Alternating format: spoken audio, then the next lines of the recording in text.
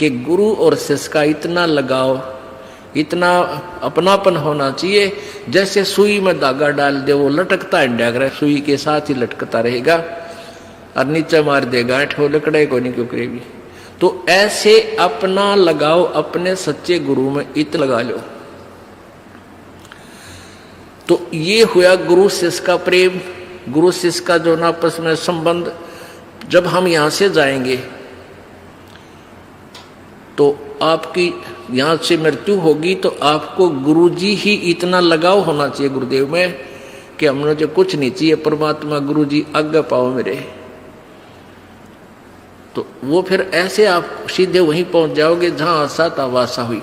तो अब जैसे गुरु और शिष्य का ऐसे लगाव होना चाहिए जो सुई में डोरा रे, तो ऐसे कहा कि फिर शब्द गुरु चित चेला रे। जो मंत्र गुरु जी ने आपको दे दिया वो तो तेरा शब्द, और इस चित्त ने, इस मन ने उस शब्द जो मंत्र दे रखा है उसका चेला बना दे। इस मन को उस मंत्र का, इस सुरत शब्द समावे। तेरी सुरती, तेरी मन, तेरी आत्मा उस दिए हुए मंत्र के साथ ऐसे चिपकी रहे, ऐसा ध्यान रखे, इतना उसका सेवन करे जो सुई में डोरा रे। यानी ऐसे सुरत और शब्द इसको बोलते हैं। जो गुरुजी ने मंत्र आप दिया है उसके साथ इस मन को इतना जोड़ दे जैसे गुरु और चेले का प्यार हो।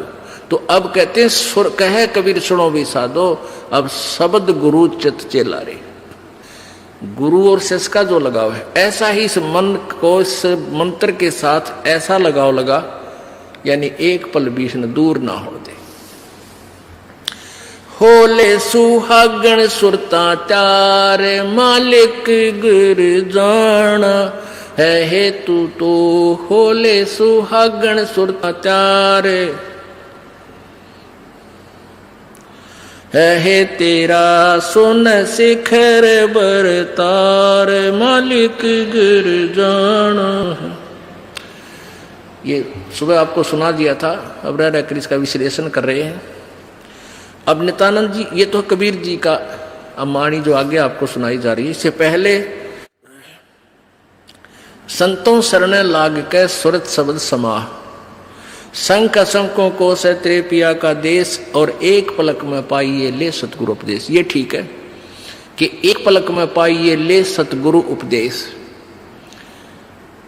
अब 16 शंख कोश की दूरी पर सतलोक है पाताल लोक से, और पूरे संत से नाम लेने के बाद फिर देर नहीं लगे मालिक पाने की। लेकिन आपके अंदर आपके हृदय में ऐसी श्रद्धा मर्यादा अंतिम श्वास तक बनी रहे। सुन सलहली सैल है गगन मंडल के माँ, और प्रेम बिना पावे नहीं चाहे कोट समाधि ला। जब तक आपका प्यार मालिक नहीं उमड़ेगा, इतना भगवान मिले नहीं, और वर्क डन मिलेगा, किया कर्म अवश्य मिलेगा। जो साधना आप कर रहे हो, भक्ति कर रहे हो, दान कर रहे हो, ये मिल अवश्य, ये जरूर मिल जाएगा, लेकिन मालिक नहीं मिल पाओगा जब तक प्यार नहीं उमड़ेगा। अब कैसे प्यार कैसे उमड़ेगा भाई? जैसे सूरज के आगे बदरा ऐसे कर्म सयारे। भाई प्रेम की पवन करे चित मंजन, फिर जल के तेज नयारे। क्या बताते हैं परमेश्वर गरीबदास जी महाराज परमेश्वर को पाने की कैसी विधि बताते हैं कि जैसे सूरज के आगे बदरा ऐसे कर्म छयारे।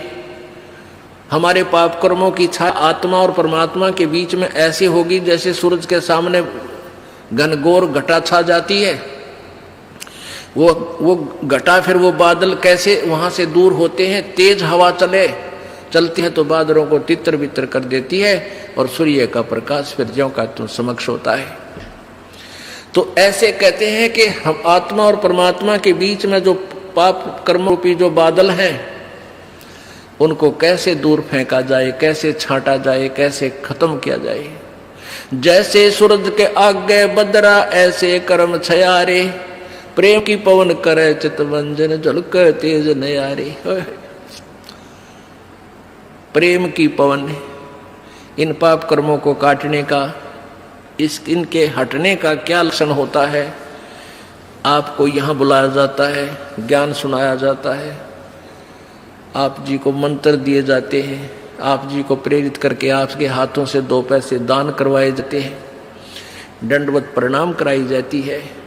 इस सब का उद्देश्य है कि आपका हृदय इतना विनम्र हो कि परमात्मा की चर्चा चल की आंखों से आंसू की धारा बह जा, दरिया बह निकले, चर्चा चले एकांत में बैठ के या कहीं चर्चा चले दाता की, रह रह कर आंखों में आंसू आने लग जाएंगे। जब मालिक की चर्चा चलेगी तो समझो आपके पाप कर्मों के बादल कटन लाएंगे। जैसे सूरज के आगे बदरा ऐसे कर्म छयारे, ये प्रेम की पवन करे चितमंजन फिर झलक तेज नयारे। तो यहां नित्यानंद जी भी इसी का समर्थन कर रहे हैं। सुन सलैली गैल है गगन मंडल के मां, बिना प्रेम पावे नहीं चाहे करोड़ समाधि ला। और जब तक मालिक में प्यार नहीं होगा, उसकी चर्चा सुनते ही आत्मा में ये झड़ नहीं लगेगा आंसुओं का, तो तब तक बात काची रह रही है आपकी। लेकिन होगा, अभ्यास बढ़ाओ, मालिक की भक्ति करो, ज्ञान सुनो, और अवश्य होगा। यही प्रोसीजर है। किसी के घने बादल हैं, किसी के थोड़े घने हैं, वह भी इसी तरीके से हटेंगे, हवा चलती रहेगी, धीरे धीरे उनको इधर उधर कर दी।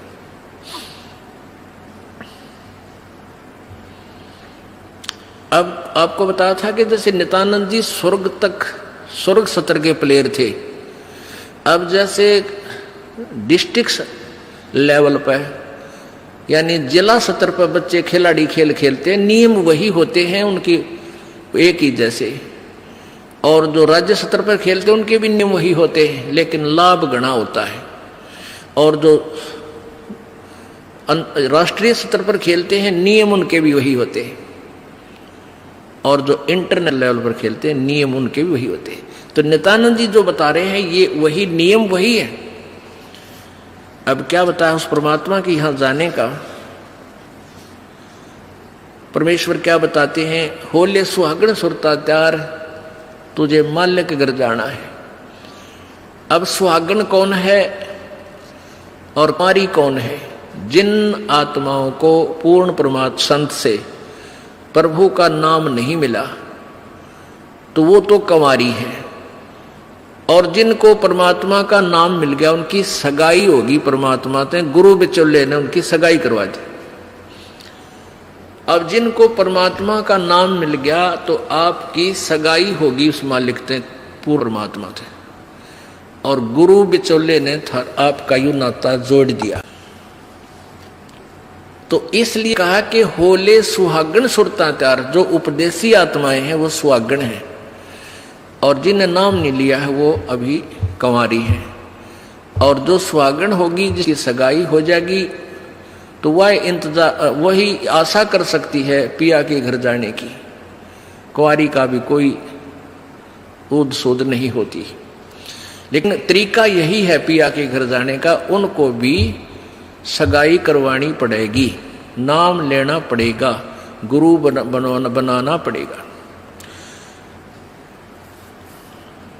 तो उन सुहागन आत्माओं को, उपदेशी आत्माओं को परमात्मा कहते हैं होले सुहागन सुरता त्यार तन माल्य के घर जाना है। अब तुझे वहां जाने का तेरा काम बन गया, यानी स्टार्ट हो गया ये प्रोसीजर।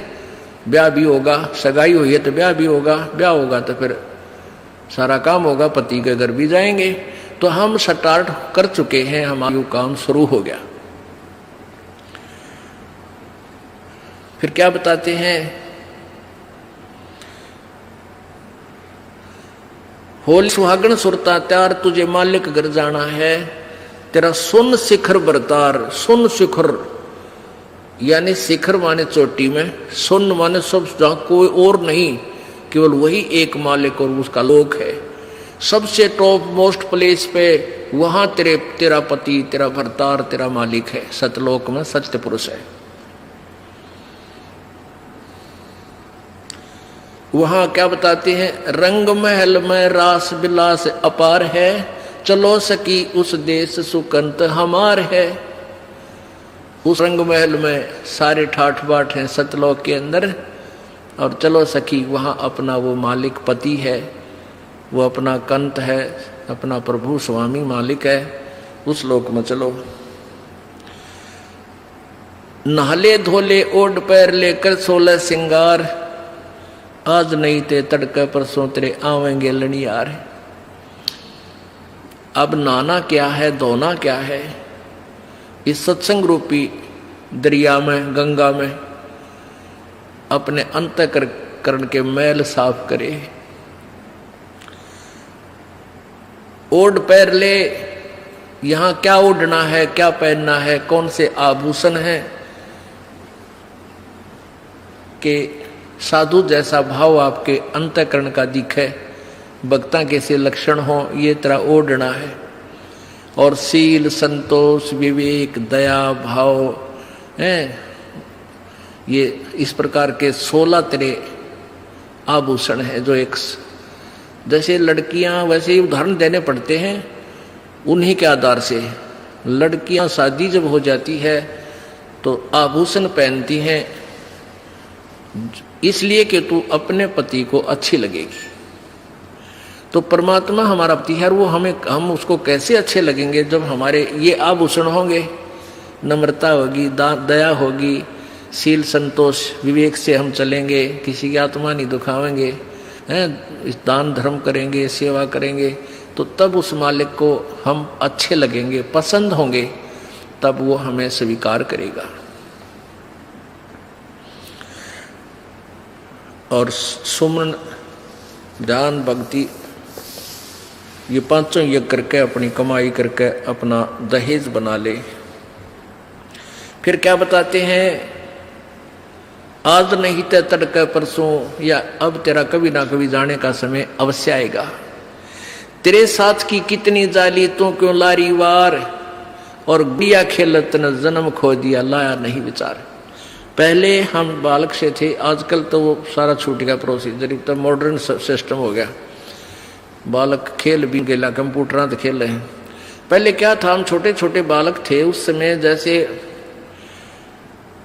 दहेज देते थे लड़कियों को, तो उनका के देश था, ऐसे कोई क्या करते थे, लड़की को भेजना होता था तो उसके लिए कपड़े लाते, तो उसको क्या बताया जाता था कि इसको आगे वाली इसकी जो ना सास, ननंद, पितृ और आसपास की जितनी लेना देना होता है, तो उनकी न्यों क्या करते, 40 तीड़ अग्निया की लाइयो, 40 सूट, तीड़ तना समझते होंगे आजकल के बच्चे, पहला घाघरा हुआ करता है सब बारह, और उसको ऊपर एक कुर्ता, एक चुंदड़ी, उसने नकली बोलिया करते।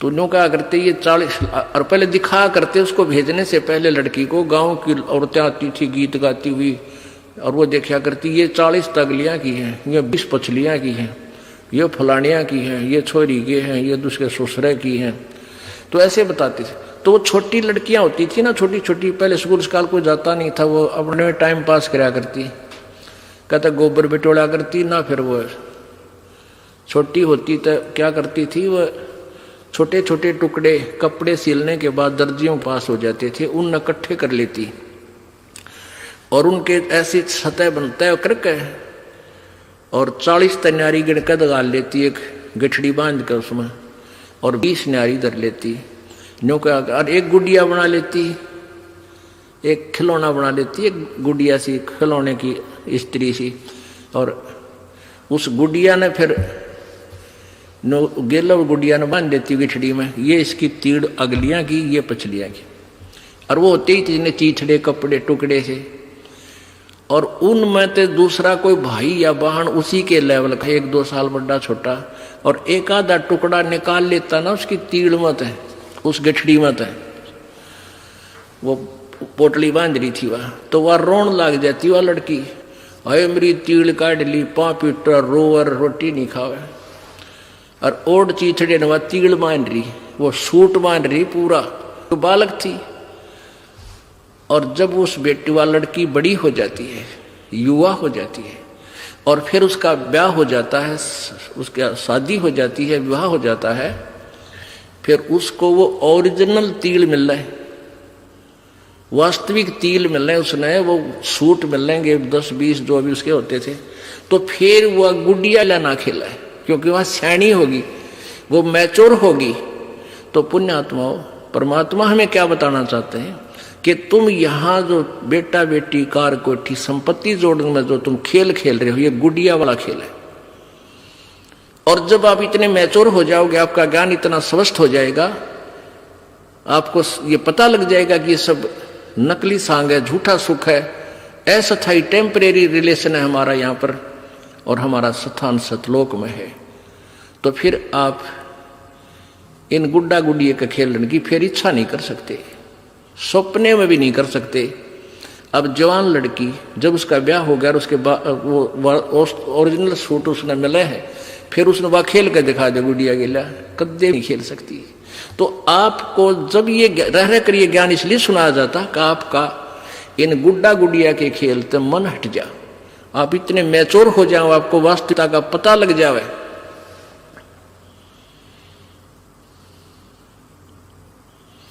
तेरे साथ किए कितनी जाली, तू क्यों लारी वार, गुड़िया खेलत जन्म गवाया, लाया है नहीं विचार, मालिक घर जाना है। कितने ते गुड़िया खेल कर जन्म खो दिया अपना, सारा ये कार कोठी बेटा बेटियां की जोड़ तोड़ में लगा रहा। अब उस सच्चाई से परिचित हो, फिर पुनः इन गुड़िया से नहीं खेलेंगे। अब तो चलो हैं, अब का जावे कहाँ, फिर भक्ति से ज्ञान से और कुछ ही समय दिनों में ऐसा समाधान आपका प्रभु कर देगा। बालक बच्चे भी आपके भगवान से डरने वाले, महात्मा की भक्ति करने वाले होंगे, और कुछ दिनों में आपको फ्री कर देगा प्रभु। अब भक्ति करें, बच्चे इतने बुद्धिमान समझदार हो जाएंगे, भगवान से डरने वाले होंगे कि अभी माता पिता ने अपना पूरा काम कर दिया, अभी इनको डिस्टर्ब ना करो। और वो परमात्मा से विश्वास करने वाले होंगे कि भी हमारा किया हमें मालिक जरूर देगा। तो इस प्रकार आपको फिर यहां से निकालने का एक सुअवसर परमात्मा देगा, और तभी आपका मोक्ष संभव है। तो ये परमात्मा ही करवाएगा, अपने इसके चरणों में पड़ा रहना है। कैसे?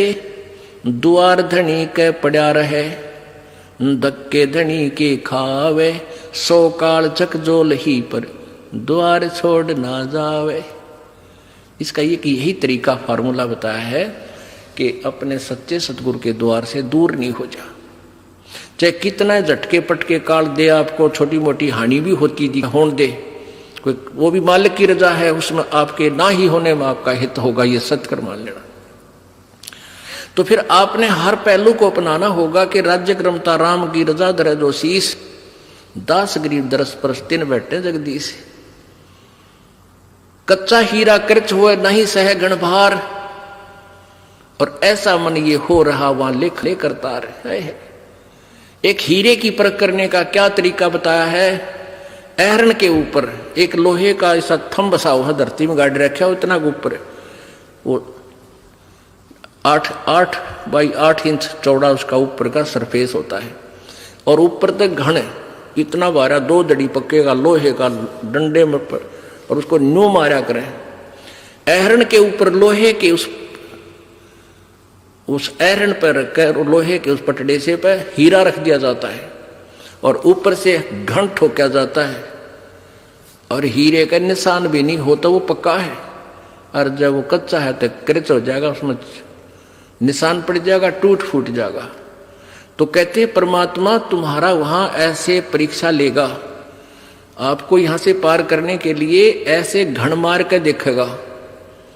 कच्चा हीरा कर्च हुए नहीं सह घण भार, नहीं सह घण मार, और ऐसा मन यू हो रहे जहां फिर लेखा ले करता रहे। तो परमात्मा कहते हैं कि समझा है तो सिर दर पाओ, बहुर नहीं रे ऐसा दाओ। बोलो सतगुरुदेव।